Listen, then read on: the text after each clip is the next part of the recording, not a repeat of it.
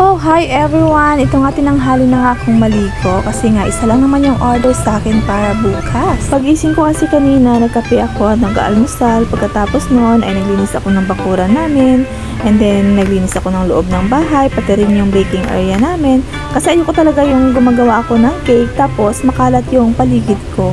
At syempre, pag gumagawa tayo ng cake, kailangan maganda din tayo para maganda rin yung outcome ng cake natin. Habang sinimulan ko na nga yung paggawa ng cake, at bigla nga may nag-chat sa akin na mag-order siya ng 2 cake para bukas, Sunday. So, in-accept ko siya kasi nandiyan lang naman ako sa bahay at wala naman akong ginagawa at bukas pa naman yung pasok ko. Pumunta nga muna ako ng palengke dahil bibili nga ako ng cupcake liner. Fast forward tayo, galing na ako niya ng palengke at nagawa ko na yung mocha cake and then chocolate cake na order sa atin ni ma'am. At ito na nga yung outcome ng mga cakes na ginawa natin. Alas 12 na nga ng madaling araw ako nakatapos ng paggawa ng mga cakes ko.